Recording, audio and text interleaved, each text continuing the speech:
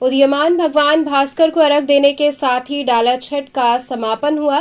गंगा घाटों पर लोगों ने पूजन कर छठी मैया से जीवन मंगल की कामना की। उदित होते भगवान भास्कर को अर्घ देने के साथ ही डाला छठ महापर्व का समापन हो गया। उदीयमान भगवान सूर्य को अर्घ देते हुए पूजन अर्चन कर 36 घंटे का निर्जला उपवास व्रती महिलाओं द्वारा पूरा किया गया। भोर से ही काशी के गंगा घाटों पर चहल पहल बढ़ गई। गीत गाते महिलाएं घाट किनारे पूजन स्थल पर पहुंच गईं। आसमान में हल्की लालिमा छाते ही महिलाएं आधे जल में खड़े होकर भगवान भास्कर के उदित होने का आह्वान करते हुए पूजन अर्चन करने लगीं। छठी मैया की महिमा का बखान करते गीत गूंजते रहे और जैसे ही भगवान भास्कर की पहली किरण प्रस्फुटित हुई, चारों ओर छठी मैया के गगनभेदी जयकारे गूंज उठे। आतिशबाजी के बीच अर्घ देने का सिलसिला शुरू हुआ। व्रती महिलाएं हाथ में सूप लिए, जिसमें सभी पूजन और प्रसाद की सामग्री के साथ छठ माता का विधिवत पूजन किया और मां से सुख समृद्धि की कामना की। काशी के गंगा घाट इतने सुंदर लग रहे थे कि हर कोई इसे अपने कैमरे में कैद करता नजर आया। महिलाओं द्वारा इस पर्व के महत्व के विषय में जानकारी दी गई। घाटों पर लोगों की भीड़ को देखते हुए प्रशासन द्वारा व्यापक स्तर पर प्रबंध किए गए थे। फोर्स तैनात रही, जल में बैरिकेडिंग रही, इसके साथ ही जल पुलिस भी मुस्तैद रही।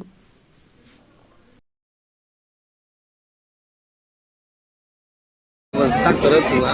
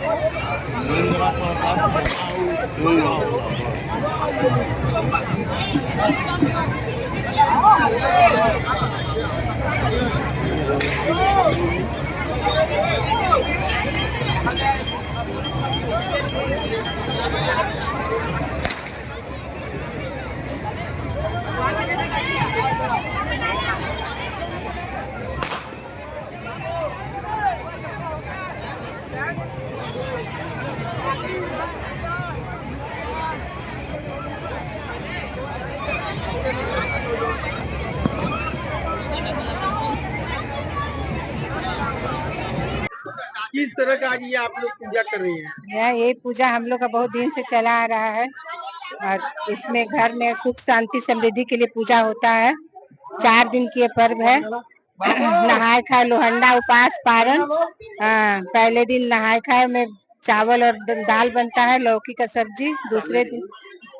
दूसरे दिन खीर बनता है, पूरी बनता है और तीसरे दिन उपवास करके दिन भर, और शाम को अर्घ होता है, और चौथे दिन उगते सूरज का अर्घ होता है।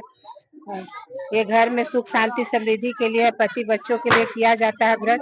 ये इस तरह पूजा है, छठ पूजा है, हम महिलाएं करते हैं, जिसमें अपने बच्चों, अपने पति, अपने घर सुख तो क्या करते हैं इसमें?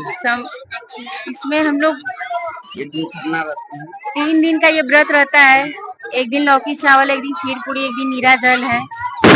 तो इस व्रत को हम लोग इसलिए पूरा करते हैं कि हम लोग के घर बाल बच्चे सब मजे में रहे। कैसे आज समापन कर दिया? जी हाँ, आज इसका सूर्यदेव को अर्घ देने के बाद पूजा को समापन किया जाता है। ये हम लोग छठ पूजा करते हैं।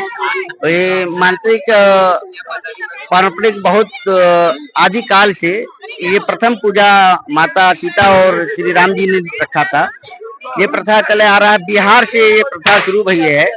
और ये पूजा को हम 6 दिनों के परंपरा से चलाते हैं, लेकिन कुछ दिनों 3 दिन से करते हैं। प्रथम खरना होता है, एक दिन खीर खाया जाता है, गिलौआ खाया जाता है, और संध्या सूर्य जब डूबते हैं तो उनको अर्घ दिया जाता है जल का, और सूर्य जब उदय होते हैं दूसरे दिन उनको दूध का अर्घ देकर इस व्रत को महिलाएं तोड़ती हैं। इस व्रत को पूरा किया जाता है। मैं 20 साल से छठ कर रही हूँ, इस बार 20वां साल है। और ये परंपरा है, ये क्या करती हैं आप? ये हम लोग 3 दिन का पूरा करते हैं, 4 दिन का। पहले दिन नहाए खाए जो चना का दाल लौकी बनता है, दूसरे दिन निराजल रह के शाम को खरना होता है जिसमें बखीर बनता है। फिर चौथे दिन निराजल रह के शाम को डूबते अर्घ का सूरज होता है। फिर सुबह चौथे दिन उगते सूर्य को अर्घ देते हैं। ये महापर्व होने से सारे कष्ट, सारे दुख दूर होते हैं। किसके लिए रहती है व्रत लिया? ये संतान, बेटा बेटी, पति के लिए, सभी की चीज के लिए है। इसी कड़ी में श्री सारंगनाथ छठ पूजा समिति के तत्वावधान में छठ पूजा का महापर्व मनाया गया। इस पर्व में हजारों की संख्या में श्रद्धालु महिलाएं शामिल हुईं। सारंगनाथ शिव मंदिर के कुंड में हजारों की संख्या में महिलाएं सूर्य भगवान और छठ माता का पूजन करने पहुंची और अपने परिवार की सुख समृद्धि की कामना की। श्री सारंगनाथ छठ पूजा समिति के अध्यक्ष ऋषि नारायण, मनोहर यादव, विनोद पांडे, विपिन पांडे सहित समिति के समस्त पदाधिकारी व कार्यकर्ता मौजूद रहे।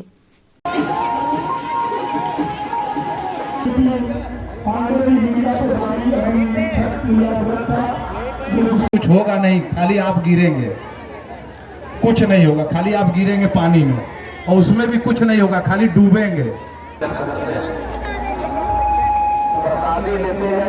और आज पूरे विश्व में आज जो छठ पर्व मनाया जा रहा था, अमेरिका के लोग भले ही निवेदन से, हमें कठिन व्रतियों के निवेदन से आप स्वयं भगवान सूर्य देवता। छठ पूजा में आपकी तरफ से, समिति की तरफ से क्या क्या दिया गया भक्तों को, और कैसी व्यवस्था आपने बनाई? हमारे इस छठ पूजा में जब छठ पूजा आ जाता है तो दिवाली से पहले हम लोग साफ सफाई में लग जाते हैं, और ज़्यादा अगर जल हो जाता है तो जल को निकालते हैं और जल इसमें फिर दूसरा डाला जाता है। परंतु इसमें हम लोग जो भी काम करते हैं यहाँ पर, यहाँ दूध वितरण होता है निःशुल्क, और यहाँ चाय की जो स्टॉल लगाई जाती है यहाँ पर प्रेम कुमार और संजय गुड्डू सेठ की तरफ से वो निःशुल्क की जाती है, और राहुल मेडिकल की तरफ से जो यहाँ भंडारा कराया जाता है वो भी निःशुल्क की जाती है। और यहाँ की जो भी और 40-50 लोग बाहर से आते हैं उनको रजाई और गद्दा का व्यवस्था हम लोग करके देते हैं, उनको रहने की भी व्यवस्था हम लोग सुनिश्चित करते हैं। इस बार तो हर वर्ष से ज़्यादा इस बार बहुत काफ़ी लोग आ गए थे। इसमें मैं सरकार से यही कहना चाहूँगा कि इसमें एक तरफ सीढ़ी है मात्र, इसमें जिस समय कुंड बन रहा था उस समय हम लोगों ने मांग किया मगर सीढ़ी नहीं बना, इसके वजह से बहुत यहाँ कठिनाई हो रही है। मैं प्रशासन और शासन से यही कहना चाहूँगा कि यहाँ पर इसको देखते हुए, सारंगनाथ बाबा का कुंड को देखते हुए आप इसमें 3 तरफ सीढ़ी बना दें आप, तो यहाँ पर कुछ कठिनाइयाँ दूर हो जाएंगी, जो कि छठ व्रतियों के लिए बहुत फायदा होगा।